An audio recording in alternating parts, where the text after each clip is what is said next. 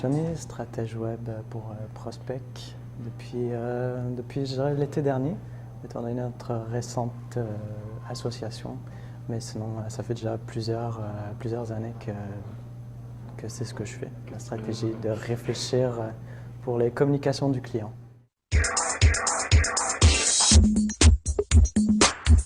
Qu'est-ce qui m'a attiré vers ça? Écoute, c'est toute une évolution parce que il y a 10 ans, la stratégie web, là, ça n'existait pas. Là. Ça fait, je dirais peut-être 3 à 4 ans que c'est vraiment une profession qu'on voit de plus en plus, surtout depuis les 2 dernières années, je dirais. Mon background était vraiment au niveau de la création web. Fait que je suis allé à l'université, etc. J'ai étudié pour être designer web. Déjà à l'époque, il y a 10 ans, je savais que c'est ça que je voulais faire absolument. Il n'y avait rien d'autre qui m'intéressait à part le web. Être stratège web, à ma connaissance, il n'y a pas de formation en tant que telle. Peut-être maintenant, on commence à en parler un petit peu plus, mais c'est vraiment une évolution. Il faut que tu sois un peu, je dirais, épicurien du web pour en arriver là. C'est toute une somme de connaissances, qu'elles soient graphiques, qu'elles soient techniques, qu'elles soient au niveau de la gestion de projets web ou autres.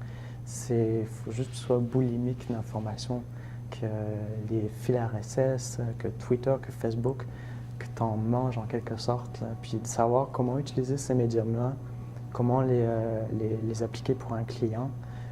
C'est ça qui est stimulant, c'est ça qui fait qu'en ayant toute cette somme de connaissances-là, tu peux conseiller ton client sur comment bien utiliser ces outils-là.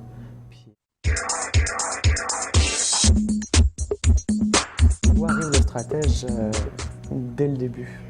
C'est clair, il y a la rencontre client. Le brainstorm, c'est vraiment là que le projet commence, c'est d'aller chercher dans la tête du client toutes les idées qu'il a dans le fond, les idées par rapport à sa propre compagnie, institution ou autre. C'est de savoir, OK, qu'est-ce qui l'amène à vouloir faire un site web? Est-ce que c'est pour, dans le cas d'une école, parler à des étudiants ou à des parents? C'est deux choses différentes, on ne s'adresse pas de la même manière. Il faut savoir à qui on s'adresse. Sachant à qui on s'adresse, là on peut établir une stratégie de communication, qu'elle soit axée d'un côté plus émotif, je te dirais, plus verbal, plus créatif ou purement business. C'est des chiffres qu'on veut voir, c'est des résultats qu'on va atteindre. Fait que la première rencontre avec le client est hyper déterminante pour savoir qu'est-ce qu'on fait. Après, une fois qu'on a suffisamment d'informations, là on se pose des questions de comment on va développer ce projet-là. Est-ce qu'on utilise réseaux sociaux? Est-ce qu'on utilise commerce électronique, CSI, etc. De quelle manière on va utiliser ces outils pour répondre aux objectifs qu'on a ciblés?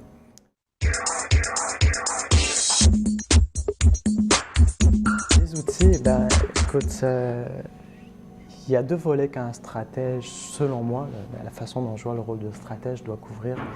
Il y a le côté communication, donc l'utilisation bien sûr des réseaux sociaux, d'avoir un blog, de l'alimenter, de baigner dans la culture de communication. C'est ça nos outils, c'est Facebook, c'est Twitter, c'est un blog. Ça, c'est les outils qu'un stratège web doit utiliser au quotidien. Il y a un côté aussi qui est un peu le rôle d'un architecte. Pour moi, c'est 2 choses liées entre un architecte d'information et un stratège. C'est développer l'ergonomie du site. Si je veux que mon public me parle sur mon site, il faut que la partie blog ou la partie commentaire ou la partie Twitter soit super évidente. Fait que le souci de l'ergonomie fait partie intégrante du souci du stratège, d'où l'intérêt de faire ce qu'on appelle en bon français des wireframes, des schémas d'interface. Fait que les outils qu'on utilise, c'est des outils, que ce soit un logiciel comme Axure ou Protoshare qui est en ligne ou name it, là, il y en a autant qu'il y a de besoin.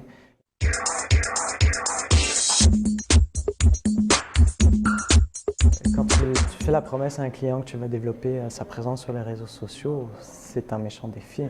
Parce que comment se démarquer du lot, comment aller chercher un public, surtout en partant de zéro, ou même en partant d'une base déjà.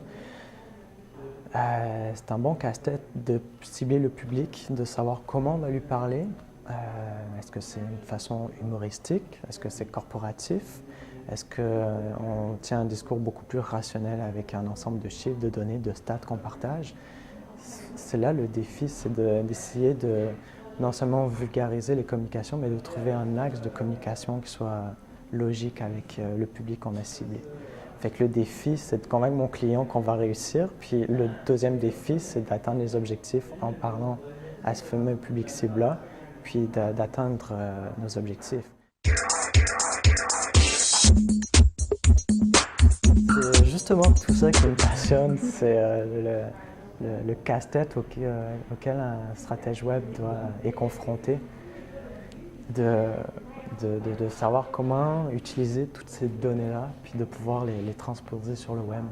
Fait que, ce qui est passionnant en arrière de ça, c'est que malgré toute la technologie qu'on parle, ça reste une relation humaine qui est en arrière. Puis jusqu'à présent, même on voit encore nos parents ou autres qui disent « Ouais, mais le web, on a nos jeunes qui sortent pas, qui font pas d'exercice, c'est pas un moyen de communiquer ou autre. » Ben oui, puis non.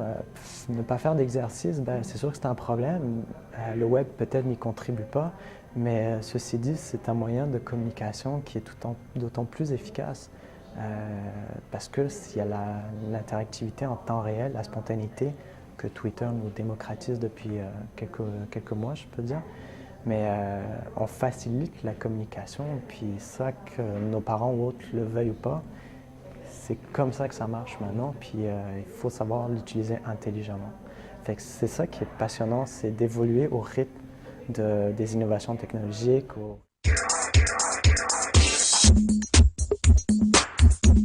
Être curieux, ça c'est primordial, c'est évident. Il faut toujours aller se chercher de multiples sources d'inspiration. Via les différents blogs, à travers le monde, il y a autant de personnes qui partagent la même passion que moi en tant que stratège.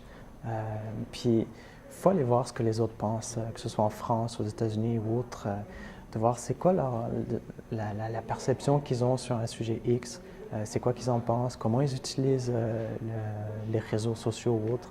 C'est super stimulant, c'est à la portée de nous. Puis c'est définitivement la curiosité, le fait de toujours vouloir essayer de changer les choses avec des outils qu'on connaît ou qu'on développe. Dans le cas des applications iPhone, c'est tout nouveau, mais c'est ça qui est excitant. C'est vraiment ce grand côté-là, puis ne pas avoir peur de proposer. On n'a pas la science infuse, on peut très bien se planter, c'est évident, mais ça fait partie du challenge, justement, d'oser.